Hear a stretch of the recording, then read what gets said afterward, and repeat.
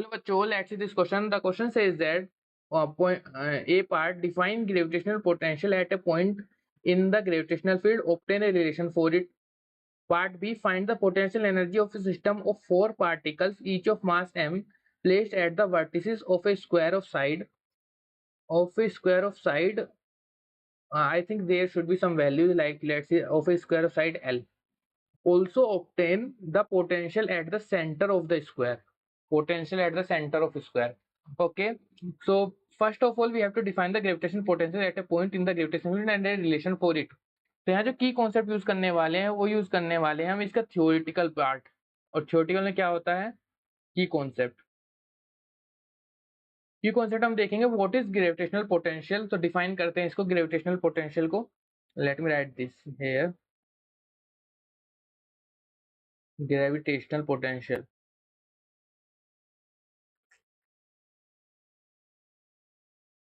Gravitational potential को हम define करते हैं work done in bringing a unit mass, not bringing a unit mass, bringing a unit mass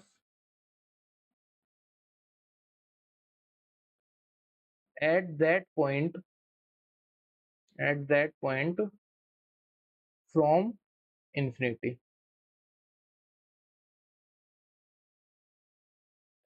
basically इसका मतलब क्या है कि अगर हमें किसी पॉइंट पर ग्रेविटेशनल पोटेंशियल को डिफाइन करना है तो वो क्या होता है, किसी यूनिट मास को अगर इन्फिनिटी से इस पॉइंट पी तक लाने में जितना वर्क डन करना पड़ता है उसको हम ग्रेविटेशनल पोटेंशियल कहते हैं। ग्रेविटेशनल पोटेंशियल को डिफाइन करते हैं V is equal to work done कितना करना पड़ा पर यूनिट मास को। तो this is the formula for gravitational potential. हमें इसका रिलेशन बताना है, तो रिलेशन कैसे निकालेंगे, क्या इसमें रिलेशन होता है। सो देखते हैं इसका डेरिवेशन। सो लाइक दिस, अगर मेरे पास यहाँ पे इन्फिनिटी पॉइंट है, let me change colour pen. अगर ये इन्फिनिटी पॉइंट है और ये पॉइंट P है, पॉइंट P पे कोई मास m रखा है जिसकी ग्रेविटेशनल फील्ड में ये पॉइंट P पे हम इसको ला रहे हैं, ठीक है। ये पॉइंट m, मास m की वजह से इसकी ग्रेविटेशनल फील्ड क्रिएट हो रही है। ग्रेविटेशनल फील्ड एक स्मॉल टेस्ट मास है, इसको हम यहाँ से इन्फिनिटी से इस पॉइंट P पर ला रहे हैं ग्रेविटेशनल फील्ड ऑफ m में। तो जो फोर्स लगे, इस पर एक फोर्स लगेगा, कौन सा फोर्स लगेगा, ग्रेविटेशनल फोर्स। वो कितना होगा, तो ग्रेविटेशनल फोर्स होता है हमारे पास, gravitational force F of G is equal to होता है G M M bye Gm1m2/r² होता है। तो बेसिकली अगर ये डिस्टेंस r पर ला रहे हैं तो कितना होगा वो Gm1m2/r², ठीक है। सो अब यहाँ से देखा जाए तो फोर्स इतना हो गया, और हमें पता है यहाँ से ये भी याद रखना वर्क डन किसके बराबर होता है, फोर्स इंटू डिस्प्लेसमेंट के, F इंटू dr के बराबर होता है। सो यहाँ वैल्यू पुट करेंगे अब सिंपल, तो वर्क डन कितना करना पड़ेगा, तो वर्क डन कितना हो जाएगा यहाँ से, वर्क डन छोटा वर्क डन स्मॉल मास को लाने के लिए वो हो जाएगा हमारे पास F into dr small work done. तो यहाँ से हो जाएगा Gmm/r² into dr। So work done कितना हो जाएगा, इंटीग्रेशन कर देंगे dw का, कहाँ से कहाँ तक ला रहे हैं हम, इन्फिनिटी से r के लिए। तो इन्फिनिटी से r ला रहे हैं तो इन्फिनिटी से r वैल्यू पुट कब करेंगे, तो Gmm/r² इंटू dr।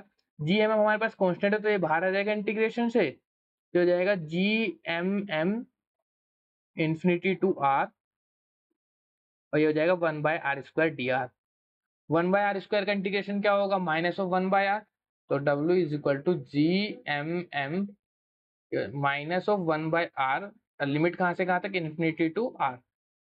तो लिमिट कैसे रखते हैं, Gmm लिमिट रखेंगे तो ये पहले ऊपर upper limit minus of lower limit minus 1/∞, और 1/∞ कितना होता है, 0, तो दिस टर्म विल बिकम 0। यहाँ से हो जाएगा W work done is equal to कितना आ गया, minus of Gmm/r।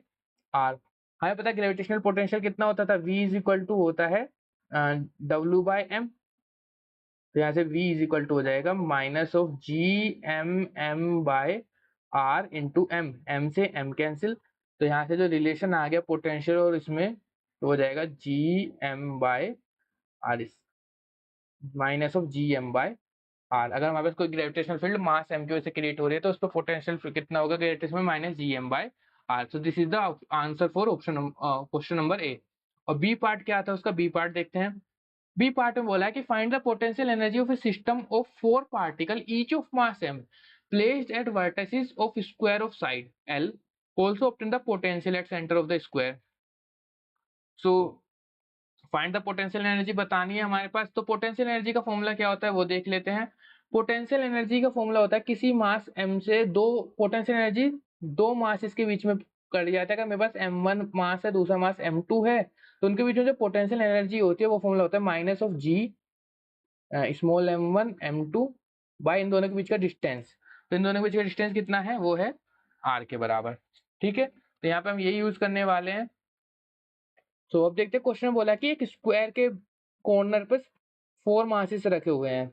Late me draw this square. ऐसे एक स्क्वायर गिवन है,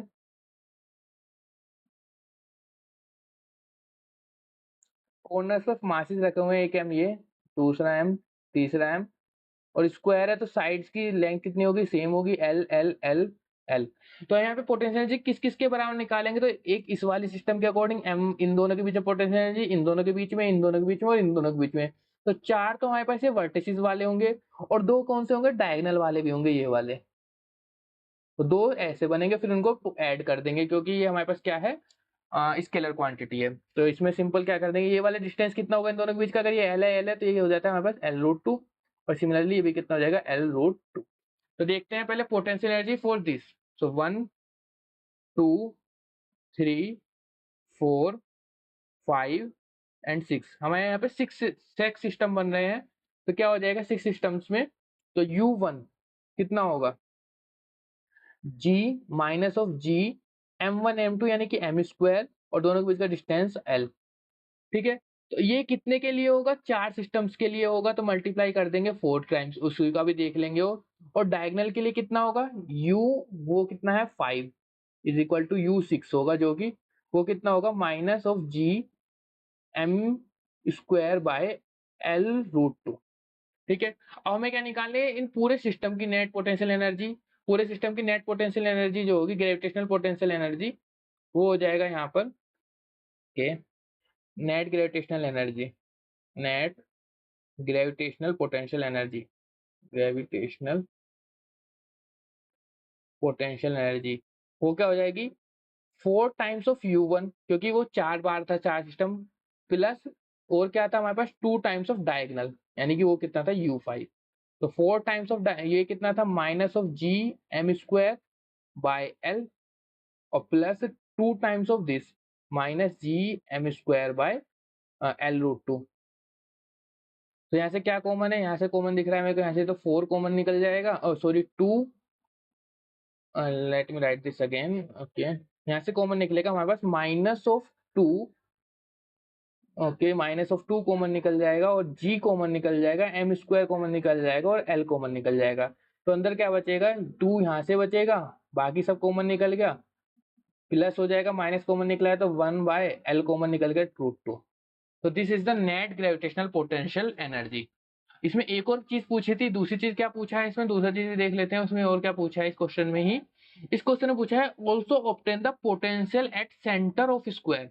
तो पोटेंशियल का फॉर्मूला भी हमने देखा कि किसी मास m की वजह से कितना होता है, एक minute let me see this, वो कितना होता है minus of G M by R होता है। तो इसी फॉर्मूले को हम यूज करने वाले हैं। So let me write this again, let me add one slide, okay this. So अब क्या पूछना है हमारे पास, potential at centre, potential at centre. तो let me draw this again. इस टाइप से हमारे पास ये स्क्वायर था, इसका मास m, m, ये m था, ये m था। अगर ये l है, ये l है, ये l है और ये l है, तो हमें इसके सेंटर पे बताना है। तो जो हमारे पास ग्रेविटेशन पोटेंशियल है वो क्या है, एक स्केलर क्वांटिटी। तो अगर इसकी वजह से हम निकालेंगे, इसकी वजह से हम निकालेंगे, इसकी वजह से निकालेंगे, इसकी वजह से निकालेंगे, तो चारों मास इसकी वजह से निकालेंगे, और स्केलर क्वांटिटी तो सिंपल ऐड कर देंगे, इसमें कोई डायरेक्शन देखना नहीं है। तो ये वाला डिस्टेंस पता होना चाहिए कि बस हमें ये वाला डिस्टेंस कितना है। तो अगर ये L√2 पूरा है, तो ये सेंटर का डायगोनल जो होते हैं स्क्वायर के, वो क्या करते हैं बाइसेक्ट करते हैं, तो ये कितना हो जाएगा L√2 बाय हाफ। तो ये अगर मैं इस पॉइंट को नाम दूं A बी सी डी। तो जो AO होगा इक्वल टू होगा BO के, इक्वल टू होगा CO के, और इक्वल टू होगा OD के। कितना होगा? वो होगा L रूट टू का हाफ। तो L बाय ये हो जाएगा बेसिकली √2। ठीक है, √2 से अगर ऊपर नीचे मल्टीप्लाई करेंगे तो ये हो जाएगा 2 से 2 कैंसिल, तो L बाय √2 आ जाएगा। So potential, let me call this 1, this mass 2, this mass 3 and this mass 4। तो V1 जितना होगा उतना ही V2 होगा, उतना ही V3 होगा, उतना ही V4 होगा। तो यहाँ से मैं बोल सकता हूँ जो V1 इज इक्वल टू होगा V2 के, इज इक्वल टू होगा V3 के, इज इक्वल टू होगा V4 के। वो किसके इक्वल होगा हमारे पास? लेट कॉल दिस V के। तो ये कितना होगा हमारे पास? Minus of G M by distance. Distance कितना है? R, which is L by √2। तो नेट पोटेंशियल एट सेंटर कितना हो जाएगा यहाँ से? Net potential at centre, net potential at centre वो हो जाएगा 4 टाइम्स ऑफ V, क्योंकि चारों से हम जोड़ देंगे V1 plus V2 plus V3 plus V4, यानी 4 टाइम्स ऑफ V, यानी माइनस ऑफ 4 जी एम। √2 भी ऊपर आ जाएगा तो उसको भी देख लेंगे, L√2। यानी यहाँ से हम बोल सकते हैं नेट पोटेंशियल एट सेंटर कितना हो जाएगा? V net is equal to minus of 4 √2 G, और साथ में क्या था? M by L। तो this will be the net potential at centre. So basically हमसे इस दो क्वेश्चन में दो चीजें पूछी थी। एक तो हमसे लाइक दो पार्ट थे। पार्ट ए में था ग्रेटेस्ट पोटेंशियल का रिलेशन, वो हमने फाइंड आउट किया -GM/R होता है। पोटेंशियल एनर्जी पूछी सिस्टम सेंटर पे, तो वो हमने निकाल दी पूरे सिस्टम की, और फिर हमने potential at centre of the square में निकाल दिया। So the final answer are this. हाँ, सो एक तो ये था हमारे पास -4 GM/L2, दिस वन -4 √2 GM/L2। एक आया था हमारे पास ये, कितना आया था ये हमारे पास पोटेंशियल एनर्जी का? This one 2 GMI² by L2। तो तीनों का आंसर ये सब हो गए।